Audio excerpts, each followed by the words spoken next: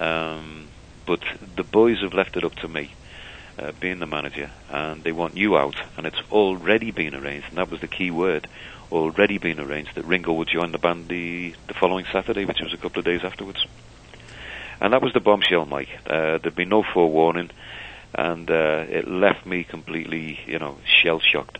And the only thing I could, suppose, garble out to him was very much a case of, what was the reason? Why after all this time? And they turned around and said, well, they feel that, Ringo's a better drummer and, you don't fit the bill anymore. Which didn't make sense, simply because of the fact that time I was, reputed to be one of the best drummers in Liverpool.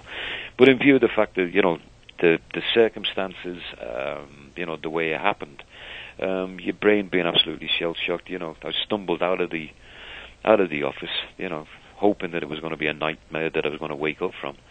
But it was only when I actually got back home again, in the, I suppose you could turn around and say, the quiet of suburbia, back in my own home, that the realism of the situation hit me. I was no longer a part of that band that I'd worked so hard for the past 2 years. Now, you didn't get a chance to discuss this with any of the other Beatles at all after the fact, did you? No, that was the thing. They weren't there at the dismissal.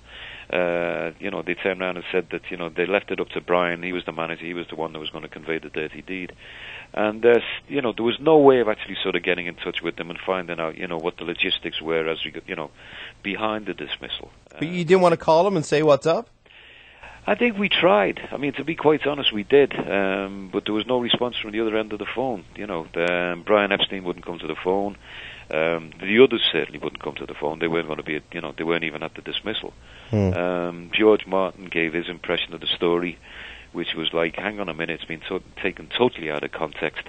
What I meant was that, for many, many years, what the public didn't know was that, session drummers were being used on records, with rock bands. And we were going to use a session drummer till we figured out what Pete's sound was, because Pete had such a powerhouse sound, and trying to get that captured on record was causing them a few problems.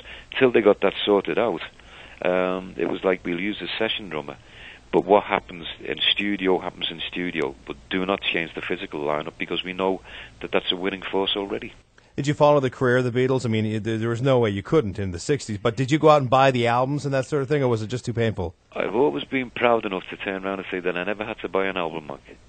Simply because of the fact that a lot of people came up and, turned around and said, this is the new album which is coming out, this is a demo of the new album which is coming up. So I was, quite abreast, and, didn't have to put too much of my own money into buying the records. But, the collection was quite there, but it was from, people coming up and giving me the copies. Yeah. Would you say you were a fan? I mean, you'd have to be, I guess, eh? I think so, yes. Yeah. I mean, regardless of what happened, yes, it is, a murky incident which, changed my life. Not that I dwell on it anymore.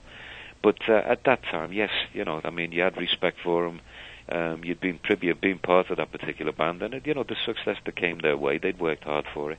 And it was interesting, to see them acquire the success and see which dimension they were going. Once they actually got that success, which we'd set out to achieve, there was no stopping them. They were going to be the number one horse past that, winning post all the time. No kidding. That couldn't be stopped. So in the late 80s, you returned to performing, and you got the new DVD out now called The Best of the Beatles. Life is pretty good, I guess, Pete, hey? I've always turned around and said for many years, there's lots of things which compensated, for it. At the time of that dismissal, you sort of turn around and say your world's caved in. But in hindsight, when, you live your life and you switch over to new priorities and put it behind you, life's been good. I've got a great band which is touring.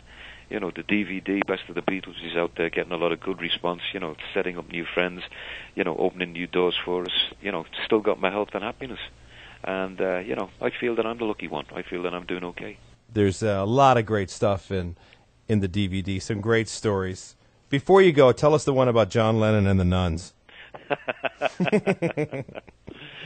Well, for those of you who don't know, and I'm certain you must have guessed it by now, that, you never bet John to do anything. He was that avant-garde fella, reckless enough, and brave enough, So this particular day, we'd all had a couple of beers on the Saturday night, and funnily enough, in the Grocer Freiheit, there is a little church which is tucked away by the side of the Star Club. And nuns used to walk past it, for the Sunday service. And this particular morning, I bet John that he wouldn't. I suppose you could turn around and say, I can say this on radio, can't I? Pee over the, out the window. Yeah, we can say pee here. We're okay. fine. And pee over the nuns.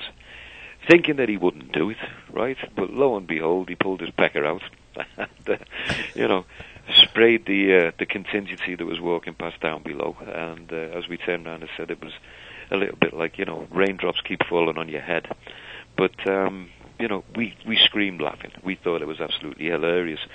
But it was one of those things which we did, and it nearly got us thrown out of Germany. We were about 2 centimeters away from the door of getting deported again. But that was one of the stories. You don't bet John to do anything. But lo and behold, that was the lifestyle we were living. There's a lot of stuff like that on the DVD. Thanks a lot. I can't believe I got a chance to talk to you. It's great fun.